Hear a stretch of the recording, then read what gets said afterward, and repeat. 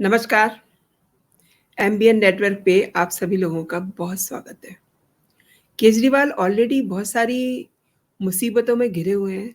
अरविंद केजरीवाल, दिल्ली के सीएम अरविंद केजरीवाल और केवल अरविंद केजरीवाल ही नहीं, आम आदमी पार्टी पर भी कई सारी मुसीबतें आई हुई हैं, आप जानते हैं।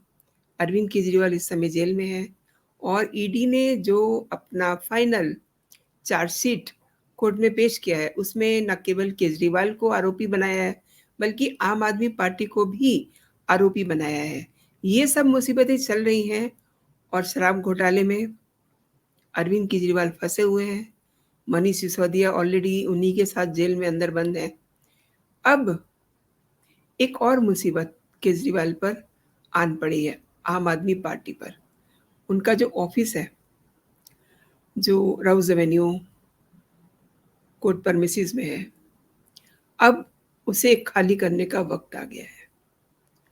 तो अब ये सोचिए कि पार्टी के सुप्रीमो जेल में है, पार्टी शराब घोटाले में आरोपी बनाई जा चुकी है और जो दफ्तर है आम आदमी पार्टी का, वो इस समय खाली करने की नौबत आ गई है।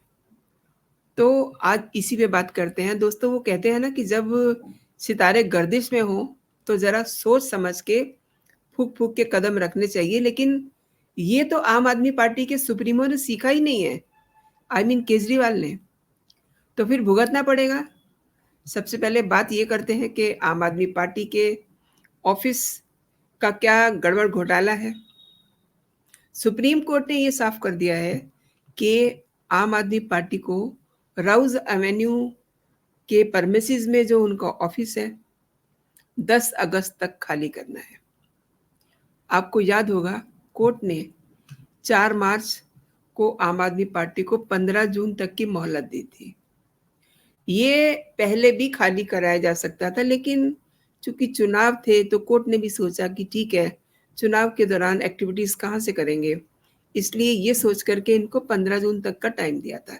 लेकिन वो टाइम थोड़ा सा एक्सटेंड करके अब इनको अगस्त में 10 अगस्त तक इनको जो प्लॉट है, जो भूखंड है, जो न्यायिक बुनियादी ढांचे के विस्तार के लिए दिल्ली हाई कोर्ट को आवंटित किया गया था, जिसे इन्होंने कब्जा लिया। देखिए कितनी हैरानगी की बात है कि मतलब ऐसा कौन है जिसे अरविंद केजरीवाल ने ठगा नहीं है। मतलब कोर्ट की जमीन को भी ठग लिया। माय गॉड, मतलब किसी ने इस पे गौर भी नहीं किया। कमाल की बात है। जस्टिस विक्रमनाथ और जस्टिस संदीप मेहता की अवकाशकालीन पीठ ने आप और अन्य की ओर से, जो उनके ऑब्वियसली पसंदीदा अधिवक्ता हैं अभिषेक सिंघवी, उनकी दलीलों पर गौर किया और इसे देखते हुए उन्हें थोड़ा सा और एक्सटेंशन मिल गया। लेकिन 10 अगस्त को दोस्तों वो ऑफिस आम आदमी पार्टी को खाली करना पड़ जाएगा। मीन्स केवल 10 अगस्त तक आम आदमी पार्टी का जो ऑफिस है वो एग्जिस्ट करेगा वहाँ। उसके बाद इन्हें कहीं और उसको शिफ्ट करना पड़ेगा। और जो ये वेकेशन पीठ है उसने ये भी कहा कि 10 अगस्त तक या उससे पहले राउज एवेन्यू में की जो इमारत है उसमें संख्या जो है उनके बिल्डिंग की 206, उसको कब्जा जो है लौटाना होगा। और केजरीवाल के जो ज़्यादातर काम है वो कानून विरुद्ध है। ये स्पेस आम आदमी पार्टी ने गैर कानूनी ढंग से कब्जाया हुआ है। अब जिस व्यक्ति को कोर्ट की जगह कब्जाने में कोई मतलब खौफ नहीं लगा, क्योंकि वो सीएम है इसलिए वो हर गुनाह कर सकते हैं, ऐसा नहीं होता ना। अब वो जगह खाली करनी पड़ेगी। ये परिसर पहले राष्ट्रीय राजधानी दिल्ली में जिला न्यायपालिका के लिए बुनियादी ढांचा तैयार करने के लिए दिल्ली हाई कोर्ट को आवंटित किया गया था। अब ये अगर इसकी पड़ताल ना होती, मतलब फाइलें ना पलटी जाती, तब तो किसी को पता भी नहीं चलता। और इसे केजरीवाल ने अपने रसूख के चलते कब्जा लिया था। वो तो जब इसकी एरिया वाइज़ जाँच हुई तो पता चला कि इस भूखंड पर तो आम आदमी पार्टी ने कब्ज़ा किया हुआ है। अब कोई राजनीतिक पार्टी इस तरीके का काम करे, तो सोचने की बात है कि आम जो जनता है, वो तो सब जगहों पे कब्ज़ा कर लेगी। ये लोगों को कैसे रोकेंगे कि आप एनक्रोचमेंट ना कीजिए। आम आदमी पार्टी जब खुद एनक्रोच किए हुए है सरकारी भूमि को, तो दूसरों को कैसे मना करेगी? अब मैं बात करती हूँ विभव की। विभव जिन्होंने 13 मई को स्वाति मालीवाल के साथ मारपीट की थी। ये विभव जो है केजरीवाल के पीए हैं, जहाँ मारपीट होती है वो सीएम का आवास है और सीएम के ये पीए हैं और जो कहा जा रहा है कि उन्हीं के कहने पर स्वाति मालीवाल के साथ मारपीट हुई और ये बात स्वाति मालीवाल भी कह रही है कि जब उनके साथ मारपीट हुई तो सीएम अरविंद केजरीवाल घर में ही थे। उनके माता-पिता भी घर में थे, उनकी पत्नी सुनीता केजरीवाल भी घर में थी। और एक मज़ेदार जो बात है वो ये है कि केजरीवाल की ट्रू कॉपी है ये विभव कुमार। क्यों कह रही हूँ मैं ये? इसलिए कि अरविंद केजरीवाल से उनका पासवर्ड माँगा गया, तो उन्होंने नहीं दिया। अब उनके फेस के सामने फ़ोन को रखा जा रहा है, तो वो डिटेक्ट नहीं कर पा रहा उनको। अपना हो सकता है कि चेहरा, आँखें कुछ उसको वो घुमा लेते हों, अब वो नहीं उसको डिटेक्ट कर पा रहा। तो आज तक अरविंद केजरीवाल का देखिए 21 मार्च को उनको अरेस्ट किया गया था। तब से लेके अब तक उन्होंने अपने फ़ोन का पासवर्ड नहीं दिया। एंड दिस विभव कुमार, इन्होंने तो और ऊँचा काम किया। इन्होंने अपना फ़ोन किसी के हाथ मुंबई भेज दिया, ताकि ये लगे कि विभव जो है मुंबई में है और वो बंदा जो है इनका फ़ोन वहाँ फ़ॉर्मेट करा करके और उसका जो डाटा है उसको कॉपी करवाता है और वापस लौट आता है। कितने चालबाज़ लोग हैं ये, कितने ड्रामेबाज़ लोग हैं ये। कुछ दिन तक तो यही लगा कि विभव जो है मुंबई भी गया, लेकिन विभव मुंबई नहीं गया था। ये तो जब पूछताछ हुई तब उससे उन्हें ये बताया कि उसने किसके थ्रू अपने फ़ोन को मुंबई भिजवाया था। अरे फ़ॉर्मेट करना था तो दिल्ली में भी करवा सकते थे, अमृतसर गए थे वहाँ करवा लेते, लखनऊ गए थे वहाँ करवा लेते। ये वो पर्सन है जिसके लिए संजय सिंह ने ये कहा था कि जो मारपीट हुई है स्वाति मालीवाल के साथ, उसका संज्ञान ले लिया है केजरीवाल ने, अब वो कड़ी कार्रवाई करेंगे। And the very next day विभव को केजरीवाल के साथ ही स्पॉट किया गया लखनऊ एयरपोर्ट पे। उसको देख कर के स्वाति मालीवाल चौंकी कि ये उसके साथ घपला हो रहा है। तब तक वो चुप थी एंड द सेम डे उसने एफआईआर करवा दी, क्योंकि उसको केजरीवाल प्रोटेक्ट कर रहे थे। स्वाति मालीवाल ये सोच रही थी कि केजरीवाल उसको प्रोटेक्ट करेंगे।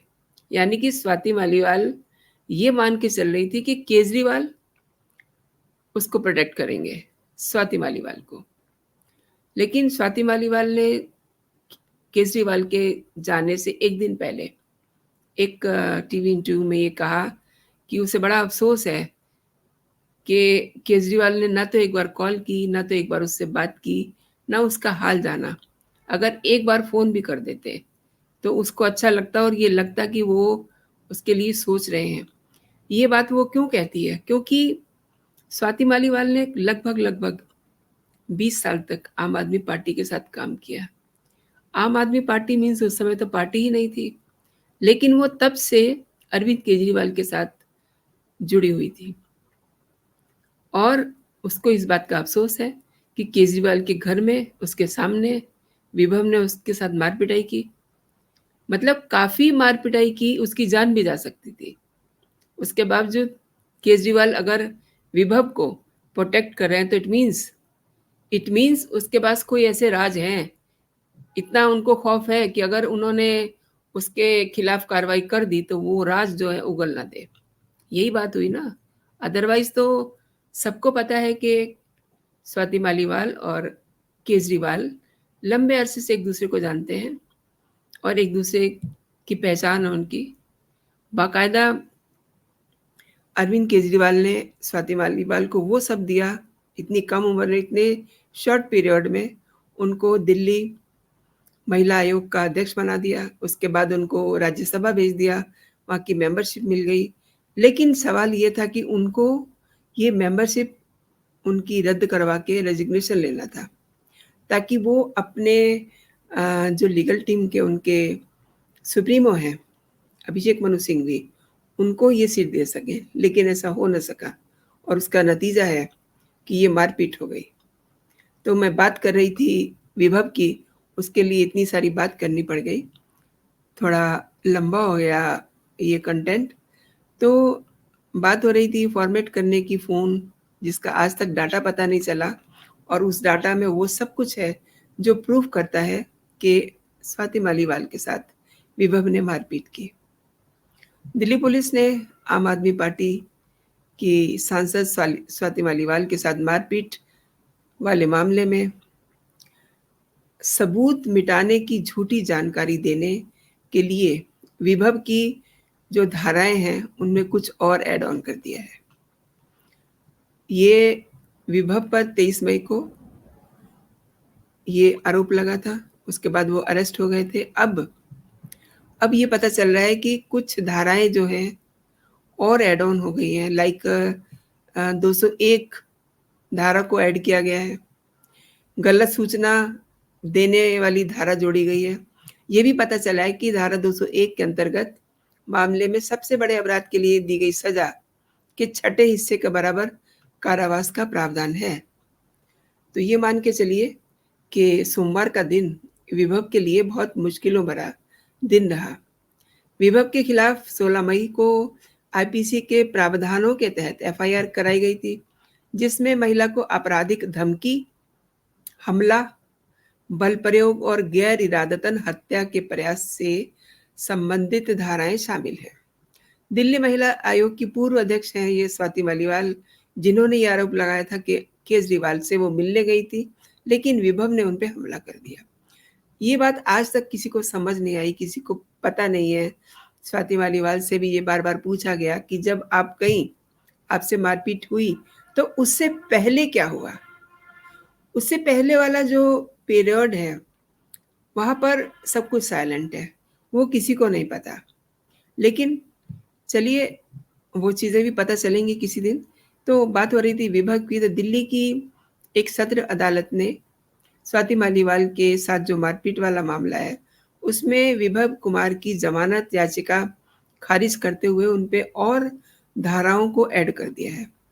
अब उनकी 14 दिन की न्यायिक हिरासत भी बढ़ा दी गई है। इस तरीके से अगर देखा जाए, तो काफ़ी सारी मुसीबतें केजरीवाल के लिए, केजरीवाल की टीम के लिए बढ़ती जा रही हैं और एक और मामला दिल्ली सरकार का सुप्रीम कोर्ट में पहुंच चुका है। उसके लिए भी काफ़ी सुनाया गया है, यानी कि अब इस समय भीषण गर्मी चल रही है और वहाँ पर दिल्ली के सुप्रीम कोर्ट में एक याचिका चल रही है। इस याचिका की सुनवाई बुधवार तक के लिए टाल दी गई है। ये सुनवाई सोमवार को होनी थी, हुई सुनवाई, लेकिन दिल्ली सरकार को फटकार भी लगी है। जस्टिस प्रशांत मिश्रा और जस्टिस प्रसन्ना बराले की बेंच ने ये कहा कि आप जल्दी सुनवाई के लिए आए थे, लेकिन आपको जो कहा था याचिका में ये सुधार कर लीजिए, वो तो कहीं दिखाई नहीं दे रहा है। यानी कि ये मामला ठीक वैसा ही है कि ज़मानत मिल जाए।